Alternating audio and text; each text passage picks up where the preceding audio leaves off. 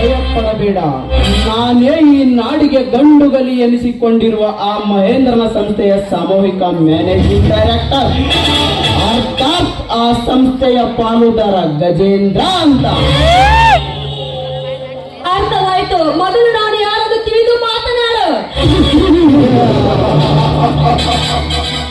ನನಗೆ ಗೊತ್ತು ರಾಜಕುಮಾರಿ, ನೀನು ಯಾರು ಅಂತ. ನೀನೊಂದು ಈ ನವಯುಗದಲ್ಲಿ ನಿರ್ಮಿತಗೊಂಡ ಸುಂದರ ಹೆಣ್ಣು, ಮಾಗಿ ನಿಂತ ರಸಪೂರಿತ ಮಾವಿನ ಹಣ್ಣು.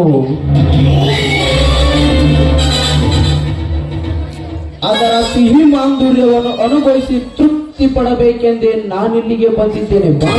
ಚಂದ್ರಶೇಖರಿ, ಐ ಲವ್ ಯು.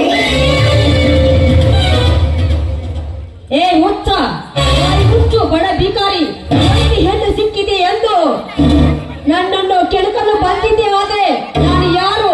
ನಿಮ್ಮಂತ ಹುಟ್ಟಲು ಅಡಗಿಸುವ ಕೃಷ್ಣನ ತಂಗಿ ಸುಭದ್ರ. ಎತ್ತರದಿಂದ ಮಾತನಾಡ. ನನಗೆ ಎಚ್ಚರ, ಅದು ಈ ವೀರಾದಿ ವೀರನಿಗೆ. ಸುಭದ್ರ, ವರ್ಷ ನಿನಗೆ ಪೂರ್ತಿ 18 ಮುಗಿದರೂ ನಿನ್ನ ಕಂಠದ ಸುತ್ತ ಕರಿಮಣಿ ಸರವು ಇಲ್ಲದೆ ನಿನ್ನ ಕುತ್ತಿಗೆ ಬತ್ತಿ ಬಾಡಿ ನನಗಾಗಿ ಮಿಡಿಯುವಾಗ ನಾನು ನಿನ್ನನ್ನು ಹುಡುಕಿಕೊಂಡು ಬಂದಿದ್ದೇನೆ. ನಾನಿನ್ನ ವರನಾಗಬೇಕೆಂದು ಬಾ, ಹಿಂದೆ ಅರನ ಸಾಕ್ಷಿಯಾಗಿ ನಿನಗೆ ತಾಳಿ ಕಟ್ಟಿ ರತ್ನ ಸಿಂಹಾಸನದ ಮೇಲೆ ಕೂಡಿಸುವೆ. ನೀನೊಬ್ಬ ಕಾಮುಕ ಅಂತ ನನಗೆ ತಿಳಿಯಿತು. ನಿನ್ನ ರತ್ನದ ಸಾಹಸ ಕೇವಲ ನನ್ನ ಹತ್ರನ ಸಮಾನ. ವಾಹ್ ವಾರೇ ವಾಹ್, ನೀ ಮೆಚ್ಚಿದೆ ಸುಭದ್ರ ನಿನ್ನ ಈ ಇಚ್ಛಾಶಕ್ತಿಗೆ.